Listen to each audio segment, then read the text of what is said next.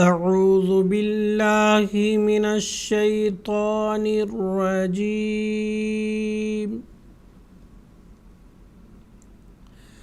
بسم اللہ الرحمن الرحیم۔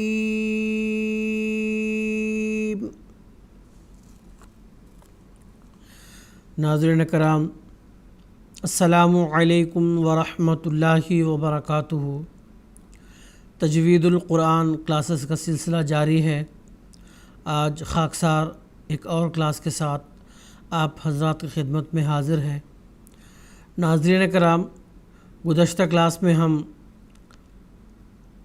مد کے متعلق تفصیل سے پڑھ چکے ہیں۔ مد اصلی کس کو کہتے ہیں، کتنے ہیں، اور مد فرعی کس کو کہتے ہیں اور کتنے ہیں، اس کے مثال، اس کے تعلق سے بھی پڑھ چکے ہیں۔ نیز قرآن مجید میں سے ایک حصے کو ہم تلاوت کرنے کے بعد اس میں کون کون سے مدات آئے ہیں اس تعلق سے بھی ہم جان چکے ہیں۔ آج ہم وقف کے تعلق سے پڑھیں گے۔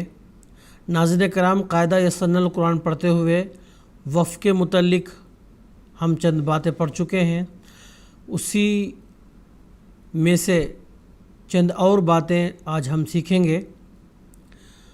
قاعدہ وقف کی اہمیت کے متعلق میں سب سے پہلے بیان کرنا چاہتا ہوں کہ وقف جو قاعدہ ہے اس کی اہمیت اس لحاظ سے بہت زیادہ ہے کہ جو اہل زبان ہے وہ اچھی طرح سے جانتا ہے کہ اس کو کس وقت جملے میں رکنا ہے، کس وقت نہیں رکنا۔ جو اہل زبان نہیں ہوتا اس کو نہیں معلوم ہوتا کہ کس جگہ رکنے سے اس کا معنی جو ہم چاہ رہے ہیں وہ ہوں گے، کس جگہ نہیں رکنے سے اس کے معنی کیا ہوں گے۔ اس تعلق سے اہل زبان ہی اچھی طرح سے جان سکتا ہے۔ چونکہ ہم اہل زبان نہیں ہیں عربی کے، اس وجہ سے ہمیں وقف کے جو قواعد ہیں وہ اچھی طرح سے جاننے ہوں گے، پڑھنے ہوں گے، تبھی ہم قرآن مجید کی تلاوت کے وقت معنوی لحاظ سے کسی قسم کی کوئی غلطی نہیں کریں گے۔ مثال کے طور پر میں اردو میں ایک مثال دے کر آپ کو سمجھاتا ہوں وقف کی اہمیت کیا ہوتی ہے۔ ایک جملہ ہے جس میں ہم اگر کسی کو یہ کہیں کہ آپ اٹھو، بیٹھنا نہیں ہے، تو اس کو ایک جملہ میں اس طرح کریں گے، اٹھو مت بیٹھو۔ یعنی اس میں اٹھنے کا حکم ہے اور بیٹھنے کی نفی، یعنی آپ نے بیٹھنا نہیں ہے، اٹھنا ہے۔ اگر اسی جملے میں اٹھو کی جگہ ہم اٹھو مت کر کے وقف کریں گے، رک جائیں گے، تو اس کا معنی ایک دم الٹ ہوئے گا۔ مثال کے طور پر اٹھو مت بیٹھو، یعنی اٹھنا نہیں ہے آپ نے، بیٹھو۔ تو ایک ہی جملہ ہے، لیکن ہمارے جملے میں جس جگہ رکنے کا مسئلہ ہے اس کی وجہ سے معنوی لحاظ سے بہت فرق پڑ جاتا ہے۔ پھر سے میں آپ کو بتا دیتا ہوں، اٹھو مت بیٹھو، اس کا مطلب ہے کہ آپ اٹھو، بیٹھنا نہیں ہے۔ اگر اسی جملے کو اٹھو مت بیٹھو، یعنی اٹھنا نہیں ہے آپ نے، بیٹھو۔ تو اسی طرح سے قرآن مجید میں بھی اگر آپ اپنی مرضی کے مطابق وقف کرتے ہیں تو معنوی لحاظ سے بہت فرق پڑتا ہے۔ اب محل وقف یعنی کس جگہ ٹھہریں گے، یہ سوال ہے۔ تو ٹھہرنے کے لیے قرآن مجید میں جو اہل زبان نہیں ہیں ان کے لیے جو نسخہ جات شائع ہوتے ہیں اس میں باقاعدہ رموز اوقاف، وقف کی جمع اوقاف ہے، رموز کہتے ہیں علامات، نشانات، یہ باقاعدہ تحریر ہوئے ہیں، یعنی لکھے گئے ہیں عبارت کے بیچ میں۔ تو یہ ان میں سے چند ضروری علامات وقف ہیں جس کا میں ذکر کر دیتا ہوں۔ سب سے پہلے علامت آیت، یعنی جب ایک آیت ختم ہوتی ہے تو دوسری آیت جب شروع ہوتی ہے اس کے بیچ میں ایک گول دائرہ بنا ہوتا ہے، اس کو کہتے ہیں علامت آیت، یہاں پہ آپ رک سکتے ہیں۔ اس کے بعد ایک عبارت کے بیچ میں میم، حرف میم لکھا جاتا ہے، اور اس کے حاشیے میں تقریباً ہر قرآن میں حاشیے میں لکھا ہوا ہوتا ہے وقف لازم، یہاں پہ آپ کو ٹھہرنا ہی ہے، یہ دوسری علامت ہوگی، اس کو کہتے ہیں وقف لازم۔ اس کے بعد ایک تو حرف تا لکھا ہوا ہوتا ہے عبارت کے بیچ میں، اس کو کہتے ہیں وقف مطلق، تو یہاں پہ بھی آپ رک سکتے ہیں۔ اس کے بعد ہے عبارت کے بیچ میں حرف جیم لکھا ہوا ہوتا ہے، یہ علامت وقف جائز ہے، یعنی جائز ہے، آپ رک سکتے ہیں یہاں پہ۔ اب ہم کلاس کا دوسرا حصہ جو تلاوت قرآن مجید ہے وہ شروع کرتے ہیں۔ سورۃ البقرہ کے آخری رکوع ہم شروع کر رہے ہیں۔ اعوذ باللہ من الشیطان الرجیم،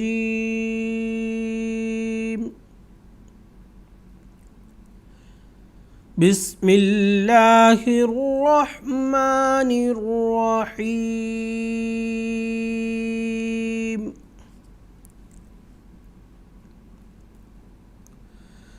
للہ ما فی السماوات وما فی الارض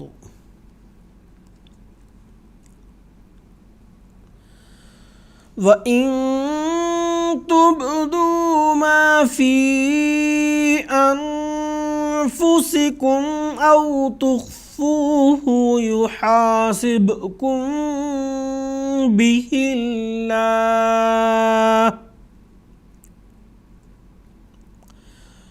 فَيَغْفِرُ لِمَن يَشَاءُ وَيُعَذِّبُ مَن يَشَاءُ وَاللَّهُ عَلَى كُلِّ شَيْءٍ قَدِيرٌ۔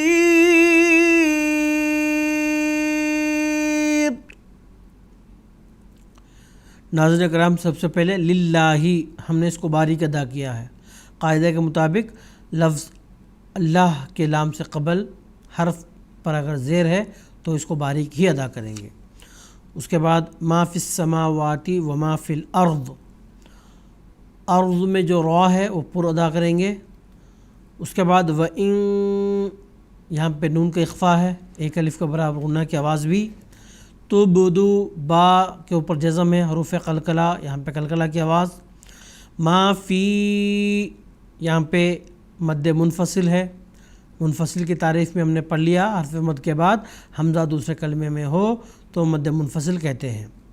فی، یہاں پہ ہم نے لمبا ادا کیا کیونکہ مد منفصل ہے۔ انفسکم، یہاں پہ نون کا اخفا ہے اس لیے ایک الف کے برابر غنہ کی آواز۔ او تخفوہ یحاسب، با کے اوپر جزم ہے، حروف قلقلہ میں سے ایک ہے تو یہاں پہ قلقلہ ہم نے کیا۔ یحاسبکم بہ اللہ، میم ساکن کے بعد با آیا ہے تو اس لیے یہاں پہ ایک الف کے برابر غنہ ہوگا۔ انشاءاللہ ہم میم ساکن کے بعد با آنے کے تعلق سے بھی آئندہ کلاسز میں پڑھیں گے کہ یہاں پہ کس طرح سے ایک الف کے برابر غنہ کی آواز نکالی جائے گی، کیوں نکالی جائے گی، اس تعلق سے ہم تفصیل سے پڑھیں گے۔ اس کے بعد بہ اللہ، لا، اللہ کا جو لام ہے اس کو ہم نے باریک ادا کیا کیونکہ اس سے پہلے ہی جو اس کے نیچے زیر ہے، قاعدے کے مطابق اس کو ہم باریک ہی کریں گے۔ فَيَغْفِرُ لِي، را کو پر ادا کریں گے۔ لِمَن یشاء، نون کا ادغام یا میں ہو رہا ہے تو ایک الف کے برابر یہاں پہ ادغام غنہ کے ساتھ کریں گے۔ یشاء مد متصل ہے، ہم پڑھ چکے ہیں، حرف مد کے بعد حمزہ اسی کلمے میں ہو تو مد متصل کہتے ہیں۔ وَيُعَذِّبُ مَن یشاء، سیم وہی ہے، من یشاء پہلے جو گزر چکا ہے۔ اس کے بعد واللہ، اللہ کے لام سے قبل واو ہے، اس پر زبر ہے، اس لیے اللہ کا لام پر ادا کیا جائے گا۔ علی کل شیء قدیر، حمزہ کے نیچے تنوین ہے اور اس کے بعد قاف ہے، اس لیے یہاں پہ تنوین کا اخفا ہوگا، ایک الف کے برابر غنہ کی آواز بھی۔ اس کے بعد قدیر، جو حرف مد یا ہے اس کو ہم مد عارض یہاں پہ کہیں گے اور اس کو لمبا کر کے ادا کریں گے کیونکہ آخری حرف جو را ہے اس کو ہم ساکن کر دیا۔ چونکہ ہم نے قاعدے میں پڑھ لیا ہے کہ اگر آخری حرف پر سکون عارضی ہو تو اس سے پہلے جو حرف مد ہے اس کو مد عارض کہیں گے، اس لیے ہم نے اس کو لمبا ادا کیا۔ اس کے بعد دوسری آیت، آمن الرسول بما انزل الیہ من ربہ والمؤمنون کل آمن باللہ وملائکتہ وکتبہ ورسلہ لا نفرق بین احد من رسلہ وقالوا سمعنا وأطعنا غفرانك ربنا وإليك المصير۔ آمن الرسول، را کو ہم نے پر ادا کیا ہے، بما یہاں پہ مد منفصل ہے اس لیے ہم نے اس کو لمبا کیا، انزل نون ساکن کا یہاں پہ اخفا ہوا ہے، من ربہ یہاں پہ ادغام ہو گیا ہے نون ساکن کا را میں، یعنی یہاں پہ نون کی مکمل آواز را میں تبدیل ہوگی، کیونکہ ہم نے پڑھ لیا ہے کہ یرملون میں سے کوئی حرف آتا ہے تو ادغام ہوگا۔ اس میں سے دو حروف ایسے ہیں را اور لام، اس وقت دونوں حروف جب نون ساکن کے بعد آتے ہیں نون کی مکمل آواز ان میں مل جاتی ہے۔ مثال کے طور پر من ربہ، اس کے بعد من لا کو من لا، یہ دونوں حروف تھے۔ اس کے بعد والمؤمنون، یہاں پہ تو علامت وقف مطلق ہے اس لیے ہم نے یہاں پہ وقف کر دیا۔ والمؤمنون کو ہم لمبا پڑھیں گے کیونکہ یہاں پہ مد عارض ہوگا، آخری حرف کو ہم نے ساکن کر دیا، اس سے پہلے حرف مد واو ہے تو آخری حرف کو ساکن کرنے کی وجہ سے یہاں پہ مد عارض ہوگا، اس لیے ہم اس کو لمبا ادا کریں گے۔ کل آمنا، یہاں پہ تنوین کے بعد حمزہ آیا ہے جو کہ حروف حلقی میں سے ایک حرف ہے، تو یہاں پہ اس لیے تنوین کی مکمل آواز ہم نکالیں گے، یہاں پہ اخفا نہیں کریں گے نہ ادغام کریں گے۔ اس کے بعد وملائکتہ مد متصل ہے کیونکہ مد کے بعد حمزہ اسی کلمے میں ہے۔ وکتبہ ورسلہ، یہاں پہ ہمیں وقف کیا ہے، قاف فا میں نے رموز اور اوقاف میں بیان کر دیا ہے کہ قف اس کو کہتے ہیں یعنی رک جاؤ، تو اس لیے ہم یہاں پہ رک گئے۔ لا نفرق بین احد من رسلہ، احد یہاں پہ تنوین کا ادغام میم میں ہوا ہے تو اس لیے یہاں پہ ادغام غنہ کے ساتھ ہوا ہے، ایک الف کے برابر غنہ کی آواز نکالی۔ من رسلہ، یہاں پہ نون کی مکمل آواز را میں ادغام ہو جائے گی، اس لیے یہاں پہ نون کی آواز بالکل نہیں آئے گی، من رسول نہیں پڑھیں گے، من رسولہ قف، یہاں پہ علامت وقف ہے تو یہاں پہ رک گئے ہیں۔ اس کے بعد وقالوا، قاف کو ہم نے پر ادا کیا، سمعنا واطعنا، طا کو ہم نے پر ادا کیا، غفرانک غو اس کو ہم نے پر ادا کیا، را کو بھی ہم نے پر ادا کیا، ربنا را کو ہم نے پر ادا کیا، وإلیک المصیر، مصیر صاد کو ہم پر ادا کریں گے اور آخر پہ را کو ہم ساکن کر رہے ہیں جس وجہ سے اس سے پہلے جو حرف مد یا ہے اس کو ہم مد عارض کے طور پر لمبا ادا کریں گے۔ اگلی آیت، لا یکلف اللہ نفسا الا وسعها لها ما کسبت وعلیہا ما اکتسبت ربنا لا تؤاخذنا إن نسينا أو أخطأنا ربنا ولا تحمل علينا إصرا كما حملته على الذين من قبلنا